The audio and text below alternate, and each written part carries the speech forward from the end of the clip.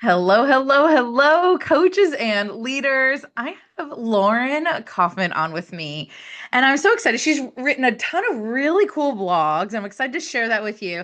But Lauren has an extensive kind of resume and experience within instructional coaching, school, and district leadership. And we're going to talk about different types of questions in kind of an unusual way.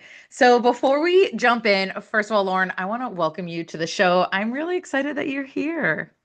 I am super excited to be here. I feel like I'm with my people, instructional coaches. I mean, this is awesome, Becca. And I looked at your work and I'm just celebrating you right now. I know I'm the guest, but I need to celebrate you and all you do for education and the coaching community.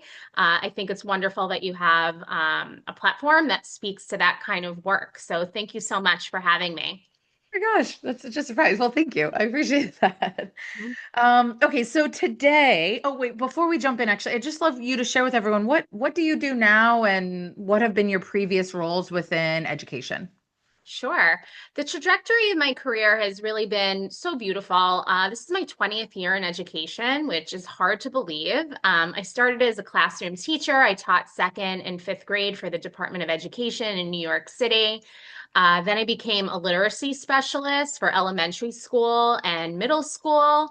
I was an instructional coach for many, many years, and that job and role was just such an important part of my growth in what I do now. And then I took the formal leap to leadership and I've served as an assistant principal and now I'm a district leader. But what's really important is that what I have learned through all of these roles is that there's leadership in every role you serve in, because if you Mhm, work in education, mhm. you are working to serve kids and to access the hearts and minds of kids every single day. So if you're in education, you're a leader for kids.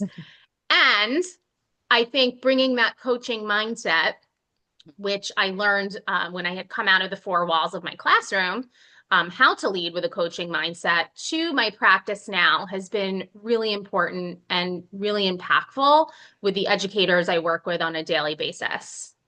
I love it. And one thing that I've always said is two of the most important skills in coaching is listening and questioning, and they go together. You can't have one without the other. And so I'm really excited, talking about a coaching mindset, right? Which is much more of a way of being and a way of thinking about coaching than a doing, right? Mindsets are how we think about things. And so we're going to talk about questions. And specifically, we're going to talk about authentic questions versus kind of hidden agenda questions, right? And sometimes when we have hidden agenda questions, sometimes we know we're like, I'm going to sneak in some learning. And sometimes we do, it's even hidden from us. Like, oh, I'm doing, I really mean well in this conversation. And sometimes the hidden agenda is even hidden from us, hidden from our own view. And so we're going to talk about that today. So I'd love to chat about, for you, what's the difference between those two types of questions? Sure. So first, I would love to frame this in saying that when we lead with a coaching mindset, we lead from a place of curiosity. Mhm. So we want to come in as thought partners when we're doing this work with teachers, with leaders, with educators, generally speaking. So I think when you have that mindset, you're naturally coming in as somebody who questions with intent and with purpose. Mhm. Um, when there are hidden agenda questions, I feel as if we don't know the purpose of the Mhm. question, that it's a little bit cryptic sometimes. And I Mhm. think it makes people feel uncomfortable when you are asking questions, but on the receiving end, the recipient of that question is really not understanding what you're asking and why you're asking it. Mhm. And that doesn't feel safe. Mhm. I think we need to create spaces where people feel calm, capable, and confident to do this work. So that's a big difference for me. If we're coming in and we have this genuine care for teaching and learning in the service of our kids, in the service of growing teacher capacity, then we're genuinely coming from a place of leading with questions that get to the heart of the work, which is teaching and learning and moving practice, right? helping students grow, helping teachers grow. The hidden agenda ones, you just don't know what that purpose is. So that's really the difference to me. Oh, I love that so much. And I think about kind of a one of the continuums I have is shifting from judgment to curiosity, like a value judgment. And sometimes we don't, judgment seems to be this bad word, but at the end of the day, all of us actually human beings are judging machines. We live our lives very naturally interpreting, perceiving, assessing, evaluating, and judging our world, right? And so it's not if I judge, it's when do I judge, right? So it's Mhm. not that I'm going to lead a judgment-free life. It's me being a professional noticer and being like, ooh, I'm having a judgment right now. Ooh, I asked a question out of judgment. Right. I mean, and I think you're right about that. We're going to judge naturally as human Hmm. beings. We all come in with our own stories. We all come in with our own backgrounds and some preconceived notions, and everyone's perception is their reality. And I think that's okay if you're judging because you don't want to be too hard on yourself. Like, ooh, I just judged that person in that moment. But I think what's important in that moment is that you realize that, right? Yeah. That's step one. Like, ooh, Yeah. that might have been a little judgmental. Yeah. But then you're open Yeah. and willing to refine that judgment, right? Yes. Based on that conversation with that person, right? And you're Yes. and you're going to shift your thinking as you have this conversation. I love it. Yeah. So how can leaders and coaches spot the difference in their own coaching? So I think that I come in with three very tangible questions whenever I'm coaching. And I Hmm. think when you have a framework for yourself that's a little bit tried and true, Hmm. right? And it really depends on who you're talking to, of course, and you need to shift maybe your questioning based on who that is. But I think it opens a dialogue, and I'll tell you what those three questions are. The questions are, what's going well for you today, or what's been on your mind today? Or for this week, you know? Hmm. Are there any obstacles that have gotten in your way? That's question two. Question three for me is how can I support you in this work? So that's my framework. I use it in informal conversations. I use it in check-ins with teachers. I mentor and support a lot of new teachers. I even use it with colleagues, other leaders, because I think they're not those closed questions, right? They're Hmm. open-ended questions. And I really think those open-ended questions that are very simple, Hmm. right? What's going well for you? What's on your mind? What obstacles gotten in the way? And how can I support you? Think Hmm. about all of the directions Hmm. those questions can take people in. And I think you really get down to the heart of what it is people need, what it is you can celebrate, Hmm. how you can support them best. Yeah. So that really is for me, I think we can, if we stick to a framework, we won't really be able to spot the differences in Hmm. our questioning because Hmm. you're coming in with that framework already in Hmm. place. Yeah, like a protocol. And I think Yeah, like that's a a protocol. danger. That's a danger that's in protocols.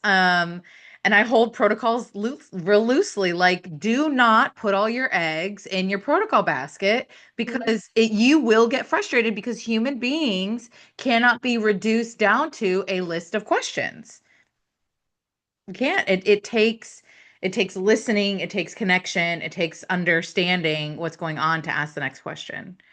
One of the mindsets I wanted to share that helps me stay out of judgment that I have personally is I think to myself, I believe this is actually a core belief of mine. I believe every human wants to grow. Every human, child, adult, every human wants to grow. If they are not, there is something in the way of them not wanting to grow. And if I am their coach, it is my job to listen for what's the barrier to their growth. And so that's a mindset I have. So it keeps me curious because if I'm like, well, they just don't care about kids, right? If I have some kind of like, well, and I look like I had a judgment about a year ago about someone I was working with, and I was like, well, they're just being difficult. Mhm. And I didn't, it snuck up on me. It's like a little, I was like, I'm being open. Look at me. I'm trying new things. And after many months of failed attempts to impact them, months, right? We've all had those folks we've worked for, and we're like, again, like nothing is still helping you. And finally, and I realized, ooh, I have a judgment that they're being difficult. And that stops me from helping them because now I'm trying to control things. I made an agenda. I'm like, we're going to have an agenda. I'm Mhm. starting to force an outcome. So I had my agenda was my hidden agenda. Yeah, and I think we've all been there, Becca. Yeah, yeah, We've all been there. We're human beings, yeah, right? yeah. We come into conversations sometimes with preconceived notions and judgment, and we can't be too hard on ourselves for that. I think what we can do is you reflected on that, and it Yeah. makes you better, right? In that space. And we've all come into conversations where we have felt a little more impactful, Hmm. or in other conversations you're questioning your impact. Like, Hmm. did that conversation help? Right? And Hmm. sometimes we think that way, and then it turns out in some way, shape, or form they did, right? Hmm.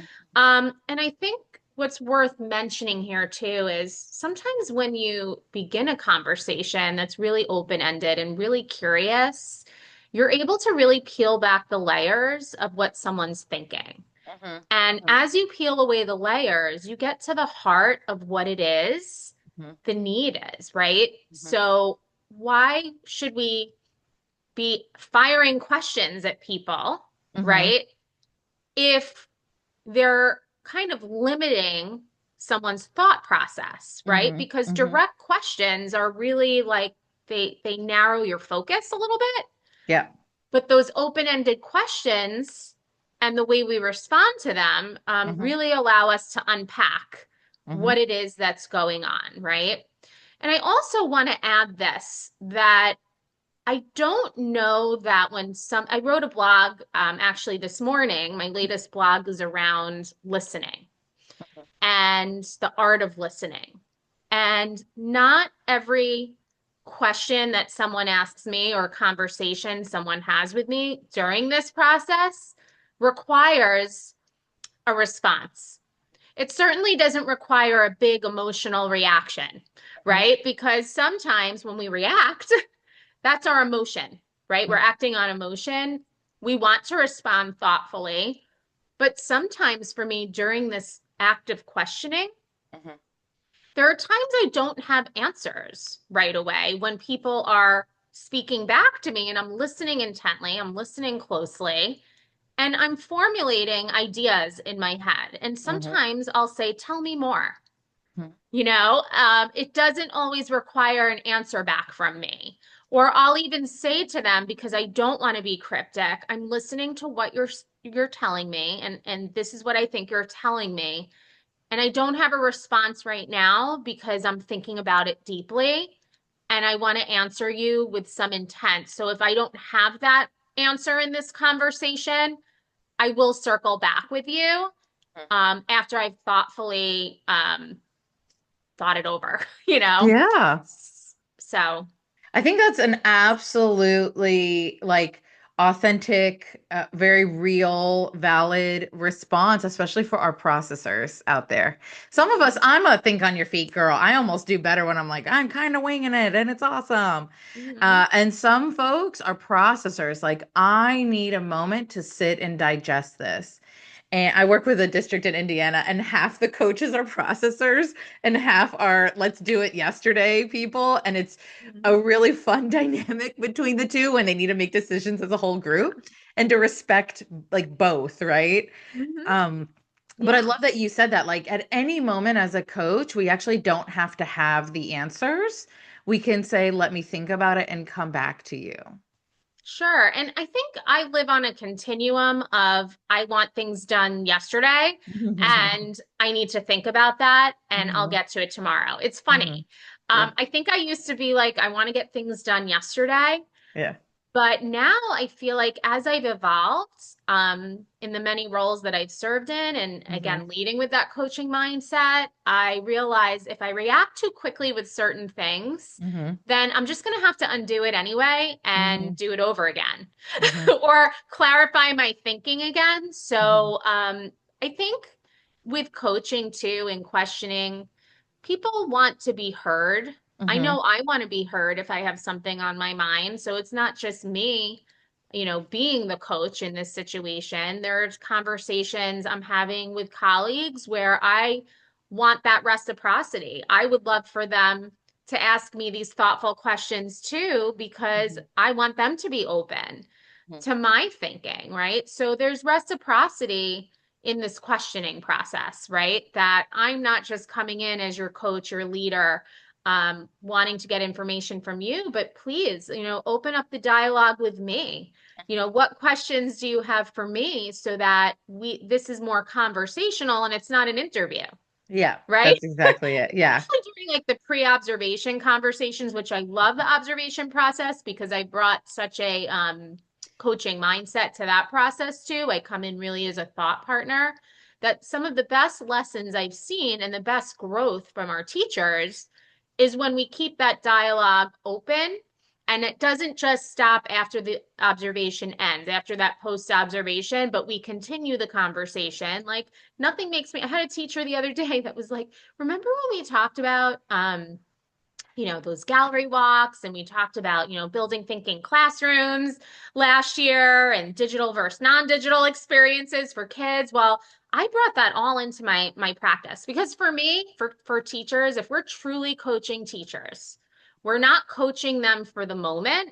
We're coaching them for ongoing learning. That application should be happening in their classroom every day. So when we go back to questions, right?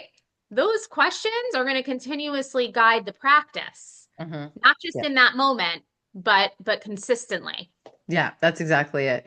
And I think one of the most common hidden agendas that I see when I'm working with coaches is they very often, almost always, the coaches I've worked with had extensive experience in the classroom and were always excellent teachers, right?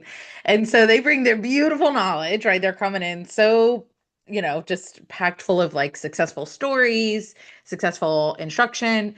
Right. So then they become this coach and they have all this like knowledge and expertise in classroom teaching. They're coaching teachers and they have ideas. Right. So they go and observe and they're like, I'm going to coach you. And they know I'm supposed to ask questions. Right. But they have ideas for what the teacher should do in the classroom. Mm, And so, so I've seen this happen so often. They will ask leading questions to get the teacher to discover the very idea that they're having. Right. So it's not there is a right answer here. And it can hmm be I've heard teachers say, I don't know what you want me to answer, just give me the answer. Right? Like it can be very frustrating for a teacher that's somehow put in this position accidentally, right? That the coaches don't mean to do this, but needing to guess the right answer. It doesn't feel good as an adult, right? Um, so my question for you is why do you feel like coaches feel this need to like come with this advice and to fix things? I think it's an awesome question.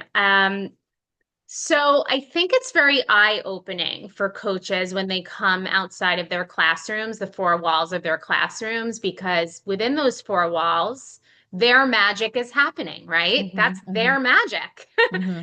And they're taking their magic from all of the years of experience and teaching, and they want to bring that magic to Hmm. other people. So I think the intent is always positive, right? I Hmm. think it's always like, I'm going to come in like a superhero and I'm going to show them how this worked in my classroom and it's going to work in theirs. And very often that plan will go awry because Hmm. I have found because you come out of the four walls and then you start going into other classrooms and you're like, oh, okay, like the learning ecosystem is a little bit different in here. This is Hmm. the way this teacher's doing things. And Some of those things are very favorable, perhaps, and some of Mhm. them are a little more unfavorable. Mhm. Yeah. Um, so I think that as human beings, our way is the way, especially when you first step into a role, because that's Mhm. all that you know. Mhm. And it's easy to have that fix it mentality, but there's no longevity in that fix it mentality, nor is there relationship building or trust. So, I feel fortunate that I've lived the coaching role and now onboarding my own instructional coaches. Mhm. I can have these conversations with them about going back to the listening and the questioning framework and to learn from teachers. You have to Mhm. I always have this mindset is like we always trust our colleagues that there's good intent, that they want to do what's right for kids and listen to their way Mhm. and capitalize on their way Mhm. and then insert your way a little bit, right? Mhm. You're not hiding it. You're going to tell them always what you're doing and why you're doing it, Mhm. right? Mhm. That is super important. So I think that that's what that is. I think Mhm. people are anxious to want to see growth. I think coaches want to see immediate impact Mhm. because it's a role that kind of lives in this gray area sometimes. You're not a teacher, but you're not an administrator, but you're there to help move practice and Mhm. strengthen teaching and learning. And you want to see immediate results. Mhm. But small moves make big impact. Yeah. Small intentional moves. Mhm. You will not see the success of coaching overnight. That's for sure. And I was having this conversation yesterday with a school leader and one of my coaches as we're making plans for coaching cycles, and we were talking about the idea of having teachers sign up voluntarily versus scheduling teachers for these cycles. And I Mhm. was pretty adamant about beginning this process with teacher volunteer teachers volunteering for this process because we want the buy-in. Mhm. We certainly want this coaching to be successful. We don't want teachers to be thinking about the fix it mentality Mhm. that they Mhm. must have signed me up for this coaching because I Because need to it's be fixed. It's exactly. not going to work. It's not going to work. Mhm. So Mhm. that's my thought around that. Mhm. Relationships first, connection first, learning from each other. Mhm. That should always be, you might be the coach, but the best practices, high impact Mhm. practices that I've learned over the course of time have come out of some of the most amazing classrooms. And Yeah. then what's really cool about this role is I can cross pollinate those ideas now into other Exactly. rooms, Yeah, I right? use that term too. I love cross-pollination. Hmm. And as you were talking, it made me think about, I was starting to think about what do I do when I catch myself being judgmental in the middle of a conversation, right? It's one thing to do the work on my own and I'm like, ooh, like I had some judgment there, right? I can name it so I can tame it and I can go in with curiosity, but what happens when I'm in the middle of the conversation and judgment sneaks up on me, right? And I was like, I was thinking like, what do I do with that? And what I tend to do is go deeper instead of faster. Hmm. And so like if I'm like and the thing is I want to bring usually with judgment is I want to bring the conversation somewhere quickly, right? I need them to conclude that this thing is wrong and to fix it, right? There's some thought process there and we need to go fast because there's a lot to do in this classroom. And usually what I do is I pause. And when I go deeper, I'll ask like, why did you, I'll ask why or how questions like, why do you feel that way? Or why did you choose to do this? And I go deeper, I drill down into why things are happening and how they feel about it, and maybe even listening for their beliefs. And once that happens, once I can and I can get back into curiosity, we tend to go very fast, but I have to like pause, go deeper instead of faster right now. Hmm. Um, What's interesting about that, I love what you just said, is you're making me think about when you do that, when you question why and how, and you're going deeper. Very often, I have had educators identify their own opportunities for mhm, growth, mhm. just having those conversations. You Yep. don't need to come in with this questioning, fix it mentality Mhm, mhm. if you are able to go deeper with a person in that way. And very often educators will say, well, you know what? The more I think about it, Now that we're having this conversation and that, we've been Yes. talking about this, I could see that I could grow a little bit in this area. I think I Hmm. could use a little support in that way. And that's what we want. I feel like that's the ultimate type of questioning Hmm. because you get people to reflect as you go Hmm. deeper and Hmm. then they identify and that gives them agency and autonomy over the coaching process and their own learning and growth. Hmm. So That's that's really cool. the ultimate coaching. I love it. Well, time has flown and we have to wrap this up. Okay. I'd love you to share what is one tip that you have for the coaches and leaders listening that they can bring into their schools tomorrow, in terms of authentic versus kind of hidden agenda questions. How can they continue to and grow their authentic questioning? Mhm. Be yourself, know what you value, and get to learn what others value. Mhm. Have that conversation about core values because I think that that is a great foundation to build and learn and grow together. When we understand people, we're able to support and guide and be that lantern for them that's guiding them on their journey and at their own pace. And when the spark in the lantern dims a little bit, you're able to light it back up to shine a little bit brighter, Mhm. right? Because you know who they are and what they value. I love it. And different isn't bad, right? Like just No, it because is someone's not. different, it helps us neutralize it. I love it. Well, I'd love you to share with everyone where can they find out more about you and your beautiful blogs and all of your writings. Sure. Thank you for letting me share. So you can go to my website. It's www.laurenmkaufman.com, and all of my writing is on there. My book is there. Um, Other publications I've contributed to. I always love connecting with educators. My email is on there, so please don't hesitate to reach out to me. And I appreciate this opportunity. And I just want to thank the educators, Becca, if I can. Thank you for all you do for education, coaches, leaders. I see you. I understand how important the work you are doing is. And I just want to thank you for all you do. You're awesome. Thank you so much for being here. Thank you, Becca.